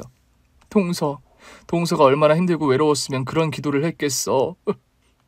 갑자기 아픈데도 딱히 없었는데 제가 이런 시한부 선고 받는 거는 제 기도를 그 사람이 들어준 게 아닌가 싶어요. 그런데 뭔가 말을 하려다 말끝을 흐리며 오열하는 동서였습니다. 그런데요, 저 얼마 전부터 다시 살고 싶어졌거든요. 준영이요. 그 아이와 친해지고 그 아이가 저를 엄마처럼 따르면서 다시 살고 싶어졌는데. 그런 말을 하면서 한참을 오열하는 동서였습니다. 죽은 현석 씨를 꼭 빼다 박게 닮은 그 아이를 보면서 현석 씨가 나보고 살라고 이 아이를 보내줬구나. 내가 현석 씨 곁으로 데려가 달라고 그런 기도 그만해야겠다 그랬는데. 고민을 거듭한 끝에 입양을 어렵사리 결정했는데 시한부 선고를 받자 마음이 무너져 내린 동서였습니다. 그나마 다행인 건 준영이에게 입양에 관한 말을 안 꺼냈다는 거예요. 하마터면 지키지도 못할 약속을 그 어린애에게 할 뻔했어요. 동서가 아프고 싶어 아픈 것도 아닌데 그만 자책해, 응? 시한부 선고 받고 보니까 제일 마음에 걸리는 게 그 아이예요. 매주 내가 봉사 오는 날만 기다리는 아이인데 이제 그마저도 못하게 되면 얼마나 실망할 거예요. 동서, 걱정하지 마. 건강 많이 나빠지기 전까지는 동서가 계속 봉사활동 나가면 되고 또 동서가 못 가게 되면 내가 계속 봉사활동 나가서 그 아이 돌볼게. 형님, 정말이세요? 그래, 내가 약속할게. 동서처럼 잘은 못해주겠지만 그래도 준영이 그 아이 고아원 나오는 날까지 내가 바짝 신경 쓰고 들여다볼게. 고마워요, 형님. 투병을 하면서 아주 위독해지기 전까지 동서는 주말마다 고아원 봉사를 계속해서 이어갔습니다. 동서, 오늘은 컨디션이 많이 안 좋아 보이는데 봉사 나가도 괜찮겠어? 네, 힘들면 조금만 있다가 오죠 뭐. 그래, 그럼 동서 혼자 보내느니 나도 같이 가자. 형님 번번이 저랑 고아원 봉사 동행해 주셔서 감사해요. 내가 동서 아픈데 해주는 것도 별로 없이 이런 거라도 도와줘야지, 안 그래? 저는 큰형님이나 작은형님이 있어서 너무 다행이에요. 두 분 안 계셨으면 쓸쓸하게 요양원 신세 졌을 텐데요. 파리한 얼굴에 그런 말을 하면서 고맙다는 표정으로 제 손을 꼭 잡던 동서였습니다. 그런 동서를 상대로 대신 대출을 받게 하고 생명보험금을 가지고 장난을 친 형님의 행동이 용서가 안 되는 게 사실이었죠. 아무리 돈 앞에서 눈이 돈다지만 형님 진짜 너무하셨어. 그러게 말이다. 돈이 뭐길래 그런 짓까지. 동서가 힘들게 일해서 보험금 붙던 거 다 아시던 양반이 어찌 그런 생각을 했을까? 재수씨가 억측스럽고 알뜰했지. 저희 동서가요, 사실 가정환경이 불우한 편이었습니다. 고아원에서 나고 자란 정도는 아니었지만 거의 부모님이 계시지 않은 상황에서 성장을 했어요. 저희 동서가 5살 되었을 때 동서의 친어머니가 돌아가셨다고 합니다. 동서의 친아버지는 재혼을 하면서 동서를 데리고 온다고 해놓고 동서를 자신의 여동생 집에 맡겼는데 영영 데리러 오질 않았다고 합니다. 우리 아빠가요, 재혼하더니 새엄마 치마폭에 휩싸여서 새엄마가 날 데리고 오면 이혼한다고 엄포를 놔서 날 큰고모 집에 버리다시피 하신 거예요. 세상에, 아무리 세부인이 좋아도 그건 동서한테 너무 못할 짓이었잖아. 제가 어려서 그 사실을 모르고 큰고모 집에서 눈칫밥을 먹으면서 맨날 아빠한테 전화해서 졸라 떨었어요. 뭐라고? 동서 데려가라고? 네. 제가 8살 딱 고아원에 준영이 만할 때였어요. 동서에게서 가끔 듣게 되는 유년 시절 이야기는 눈물 없이 들을 수 없는 가슴 아픈 사연들이 많았습니다. 나 우리 아빠 집에 갈래요. 네가 지금 거기 갈 상황이 아니라고 몇 번이나 말하니.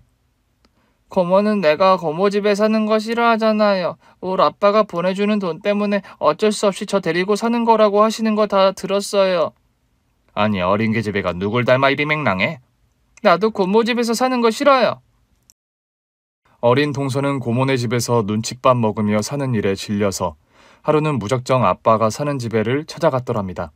버스로 7정거장 거리였는데 한두 번 고모 손을 잡고 가봐서 가는 길을 기억해둔 상태였죠. 아빠가 새엄마와 사는 집에 도착했는데 집 마당에서 아빠와 새엄마, 아빠가 재혼해서 낳은 어린 동생이 마당에서 고기를 구워 먹고 있더랍니다. 동서는 서러운 마음에 마당 문을 열고 들어가서 아빠에게 와락 안겼대요. 아빠, 나 이제 고모 집에 살기 싫어요. 아빠랑 살래요. 아니, 명아야, 너 연락도 없이 여기로 오면 어떡해? 당신 고모한테 연락받은 거 없었어요? 그때 아빠네 집으로 고모가 다급하게 전화가 왔고 자초지종을 전해들은 아빠와 동서의 새엄마였다고 합니다. 명아, 너 잠깐 대문 밖에 나가 있어라. 동서는 훌쩍이면서 대문 밖에 나가서 기다리고 있었대요. 그런데 문득 안에서 아빠와 새엄마가 하는 말이 궁금했던 동서는 마당 안으로 들어가 집 안에서 하는 말을 몰래 엿들었답니다. 당신 딸 고모 집서 초등학교 때까지 키운다면서요? 애가 아빠 찾아오는 걸 어쩌라고. 나 지금 우리 동석이 돌보기도 힘에 부친데 당신 딸 명화까지 나보고 키우라는 거예요? 애 한 명 키우나 둘 키우나 뭐가 다르다고 당신은 그래? 당신이 그럼 한번 애를 키워봐요. 하나 키우는 거랑 둘 키우는 게 같은지 다른지요? 명화를 지금부터 집에서 같이 키워야 점점 가까워지기라도 하지. 초등학교까지 고모 집서 키우라는 게 말이야? 그럼 당신이 택해요. 나랑 이혼하고 당신은 당신 딸 키우면서 살면 될 거 아니에요? 여보, 제발 내 입장도 좀 생각해주면 안 되겠니? 어린 게 얼마나 아빠가 보고 싶었으면 지 혼자 버스를 타서 여기까지 왔겠어. 당신 왜 애초에 나랑 결혼하자고 할 때랑 말이 다르죠? 당신 딸 키울 자신 난 없다고 했어요. 그러니까 명화는 고모 집서 키운다고 나한테 그랬잖아요. 새엄마와 아빠가 싸우는 소리를 듣고 동서는 혼자서 버스를 타고 다시 고모 집으로 돌아왔다고 합니다.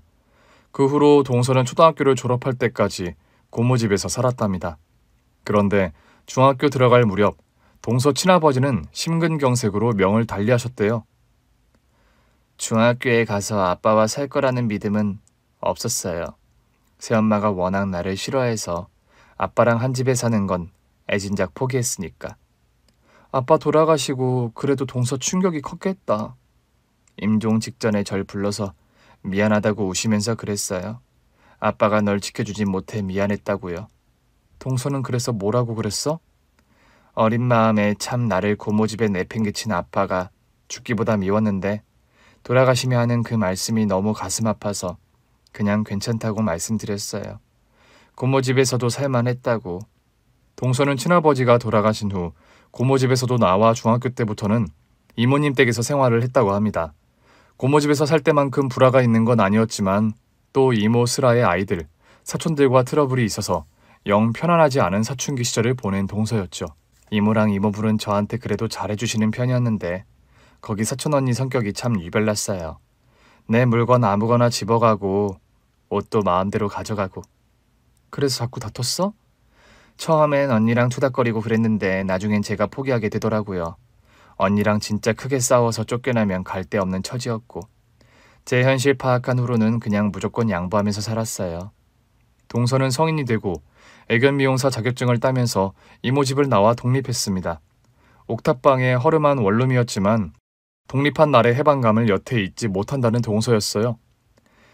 그날 그 비좁고 허름한 옥탑이 생긴 날 얼마나 기분이 좋았는지 몰라요. 그렇게 부모님 사랑, 따뜻한 가정의 울타리를 모르고 자란 동서라서 누구보다 빨리 행복한 가정을 꾸리고 싶다는 열망이 강했다고 합니다. 애견 미용샵을 우연히 친구와 함께 방문했던 시동생과 사랑에 빠졌고 20대 중반의 어린 나이에 결혼을 결정한 동서였지요.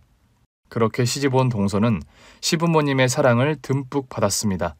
불우한 가정 환경이고 사랑받지 못한 유년기를 지낸 동서라서 성격에 뭐가 나 있지 않을까 하던 시어머니의 기우와는 달리 동서는 타고난 성품 그 자체가 따뜻하고 살가운 사람이었어요.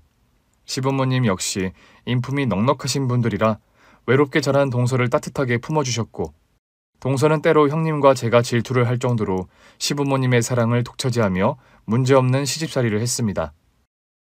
그렇게 행복한 결혼 생활을 했던 동서였는데 시동생을 불의의 교통사고로 여인되다 시부모님까지 몇 년 사이에 한꺼번에 잃어버려서 상실감이 무척 큰 게 사실이었습니다.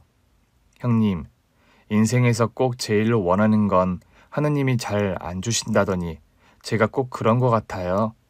그게 무슨 말이야, 동서? 전 어릴 때부터 큰 욕심 없었거든요. 나중에 내 밥벌이 성실하게 하면서 따뜻한 가정의 울타리 일궈서 포근하게 사는 거요. 남편이랑 애들 다복하게 낳아 그리 사는 게 유일한 소원이었는데 그 소원 하나를 안 들어주시네요, 하느님이. 그런 말을 하면서 눈물을 글썽이는 동서였습니다. 그런 동서가 고민 끝에 고아원 아이 준영이를 입양한다고 했을 때 저는 쌍수를 들고 그런 동서의 선택을 지지해 주었던 겁니다. 동서의 장례식이 끝나고 형님이 저지른 시끄러운 사건에 대한 마무리가 됐을 즈음 저는 바로 고아원을 찾아갔어요. 오랜만이네요. 명화씨 장례식은 잘 치르셨어요? 네, 원장님. 그간 잘 지내셨죠? 참, 준영이 소식이 궁금해서 더 찾아왔어요. 제가 더 빨리 오려고 했는데 집안의 시끄러운 일을 좀 해결하느라요. 안 그래도 준영이가 명화씨 하늘나라 떠난 거 알고 많이 슬퍼했어요. 지금 준영이는 뭐하고 있나요? 공부방에서 그림 그리고 있을 거예요. 저는 공부방으로 가서 오랜만에 준영이를 보았습니다. 동서 말 맞다나 준영이라는 아이는 참 돌아가신 작은 서방님을 많이 닮은 남자아이였어요. 준영아, 안녕? 명화 아줌마랑 자주 오시던 아줌마? 그래, 맞아. 난 명화 아줌마 형님이란다. 준영이는 형님이라는 말 혹시 알아? 네, 알아요. 결혼해서 남편 형의 아내를 형님이라고 하잖아요. 우리 준영이 참 똑똑하구나. 그동안 잘 지냈니? 아니요. 명화 아줌마 하늘나라 가셨다고 해서 많이 슬펐어요. 아니나 다를까 준영이가 그리던 스케치북에는 익숙한 얼굴 하나가 그려져 있었어요. 그 그림을 보는데 저도 모르게 눈시울이 시큰해졌습니다. 저희 동서가요. 살아생전 머리띠하고 다니는 것을 무척 좋아했습니다. 스케치북 안에는 머리띠를 한 여자가 환하게 웃고 있는 그림이 그려져 있었던 겁니다. 준영아, 이거 누구 그린 거니? 명화 아줌마요. 명화 아줌마가 준영이 걱정을 많이 하셨단다. 암에 걸려 투병하시다 돌아가셨는데 마지막까지 네 얘기를 많이 하셨어. 이제는 아줌마 영영 못 보는 거죠? 많이 편찮으셔서 하늘나라 가시는 바람에 대신에 명화 아줌마 대신 아줌마가 매주 준영이 보러 올 거야. 명화 아줌마만은 못하겠지만 아줌마도 준영이 친구가 되고 싶구나. 제 말에 눈물을 쓱 닦고 옅은 웃음을 지어 보이는 준영이었습니다. 동서 사후에 나온 생명보험금의 절반은 고아원에 기부를 해서 공부방을 새로 짓는데 후원했습니다. 그리고 절반의 금액은 평생 준영이를 위한 후원에 쓰기로 결정을 했지요. 원장님, 저희가 준영이의 평생 후원자가 되고 싶습니다. 안 그래도 거금을 저희 고아원에 기부해 주셨는데 또요? 대신 이 후원은 크게 소문내긴 그런 것 같아요. 아이들 전체를 위한 기부가 아니라 어찌 보면 지극히 개인적인 차원의 기부라서요. 준영이 한 명을 계속 후원하고 싶다는 말씀이시죠? 네. 저희가 아이들 전체를 후원할 능력이 좋겠지만 저희는 아직 그런 능력이 안 되어서요. 대신 동서의 유언이 준영이를 잘 돌봐달라는 거였거든요. 사실 저희 동서가 시한부 선고 전에 준영이를 입양할 마음을 굳히고 있었습니다. 그렇군요. 명화 씨가 살아생전 준영이를 각별하게 생각하는 건 저도 알고 있었습니다만 저희 동서가요. 준영이를 딱 입양하려는 시점에 시한부 선고를 받아서 준영이에게 많이 미안해했습니다. 명화 씨가 그런 결심까지 했던 줄은 미처 몰랐네요. 이거 참. 유족 입장에서 동서 유지를 받들고 싶어서요. 생명보험금을 꽤 여러 개 들어두어서 꽤 거금이라 준영이가 대학교 졸업할 때까지 준영이의 개인 후원자가 되고 싶습니다. 그렇게 저와 남편은 준영이의 후원을 약속했습니다. 그림 그리는 것을 좋아하는 준영이를 위해 저희 부부가 할 수 있는 최선의 지원을 하기로 고아원 측에 약속을 했더랍니다. 그런 후원 약속을 하고 돌아온 지도 돌이켜보니 이제 어언 15년이 넘어가네요. 동서 사후 저는 동서와 시동생의 제사를 합제로 함께 지내고 있습니다. 동서가 입양하려고 했던 준영이는 최근 명문미술대학을 졸업하고 군 입대를 앞두고 있습니다. 매년 동서의 제삿날 우리 집에 방문하는 준영이입니다. 안녕하세요, 아주머니. 준영이 왔구나. 머리 깎은 거 보니까 입대 준비하는 거야? 네, 육군 현역으로 가게 됐어요. 고생하겠지만 건강히 잘 다녀와야지. 일단 들어오렴. 준영이는 동서의 제삿날 언제나 장미꽃 한 다발을 품에 안고 찾아옵니다. 살아생전 동서가 제일 좋아하던 꽃이 장미꽃인데 그걸 아는 준영이가 매번 잊지 않고 챙겨오는 선물이죠. 올해도 장미꽃 한 아름이구나. 아줌마가 장미꽃 선물 받을 때 제일 기분이 좋다고 하셨거든요. 동서의 제상에는 매년 한 아름의 풍성한 붉은 장미 꽃다발이 오릅니다. 제사를 파하고 제수 음식을 먹는 까까머리 준영이를 보니 만감이 교차하는 게 사실이더군요. 준영아, 군대 다녀오고서는 뭐 할 거야? 아마 미술 유학 준비할 것 같아요. 담당 교수님께서 추천서를 잘 써주셔서. 아마 계획대로면 장학금 받으며 유학 갈 수 있을 것 같고요. 이거 명화 아주머니가 남긴 나머지 예금 통장이란다. 유학 갈 때 써도 되고 네가 나중에 장가 갈 때 써도 되고. 아주머니, 저 덕분에 대학도 무사히 졸업했고 이미 차고도 넘치게 은혜 입었어요. 이거 그냥 받은 걸로 하겠습니다. 아니다. 이거 돌아가신 명화 아주머니와의 약속이야. 명화 아주머니는 비록 일찍 세상을 떠났지만 마음으로는 이미 너를 아들로 생각하던 분이셨단다. 눈물을 글썽이며 예금 통장을 받아드는 준영이었습니다. 준영이는 군대를 전역하고 나서 계획대로 미술 유학을 떠났답니다. 대학에 입학할 때부터 미술 특기자로 남다른 재능을 보이던 준영이었는데 대학 재학 시절에 국전에서 굵직한 상을 받으며 두각을 엿보였죠. 장학금을 받으면서 프랑스의 유명한 미술학교에 유학을 떠난 준영이었습니다. 준영이가 유학을 떠나는 날 김치미와 밑반찬을 바리바리 챙겨서 인천공항에 마중을 나갔어요. 준영아, 공부 잘 마치고 돌아와. 아주머니, 이게 다 뭐예요? 짐이라고 귀찮아하지 말고 반찬들이니까 가져가렴. 성가셔도 가져가면 한국 음식 생각날 때 도움 될 거야. 감사합니다, 아주머니. 반찬 먹고 싶은 거 있으면 언제든 연락해. 아줌마가 부쳐줄게. 준영이는 5년의 유학을 마치고 무사히 귀국했습니다. 귀국해서 국내서에 첫 전시회를 열었는데 전시회의 테마가 뭐였는지 아세요? 그리운 시간들이란 전시회 제목을 보고 궁금증을 가지고 전시장에 들어갔던 저와 남편은 오열하고 말았더랍니다. 전시회의 입구부터 말미까지 빼곡하게 한 사람의 초상화만을 집요하게 그려냈더라고요. 초상화의 주인공은 다름 아닌 살아생전의 동서였습니다. 추상화적인 스타일로 표현이 된 작품들도 있었지만 형태를 정확하게 알아보기 힘든 그 작품들 속에서도 머리띠를 끼고 한 소년을 따뜻하게 품고 있는 여인이 동서라는 건 누가 봐도 자명한 사실이었죠.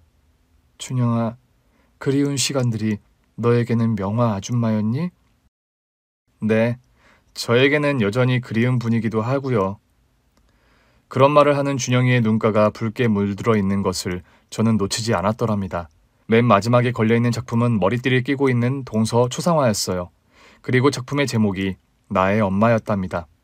살아생전 동서는 그렇게도 엄마가 되고 싶어 했는데 죽어서 엄마 소원을 이룬 동서입니다. 동서, 오늘 준영이의 첫 귀국 전시회 하늘에서도 잘 감상했어? 마지막 작품의 제목 나의 엄마를 보면서 준영이가 동서를 어떻게 생각해온 건지 100마디 말 이상으로 이해하게 됐어. 이렇게 멋진 아들을 둔 동서가 너무 부러운 저녁이야. 준영이를 끝까지 챙긴다는 동서와의 약속, 나도 지킨 거니까 나한테도 칭찬 한마디 부탁해. 동서 오늘따라 많이 그립고 보고 싶다. 그곳에선 늘 행복하길 바래. 긴 얘기 들어주셔서 정말 감사합니다. 오늘 준비한 사연은 여기까지입니다. 재미있게 들으셨다면 구독과 좋아요, 알림 설정까지 눌러주세요. 그럼 저는 다음 사연으로 찾아뵐게요. 오늘도 건강하고 행복하세요.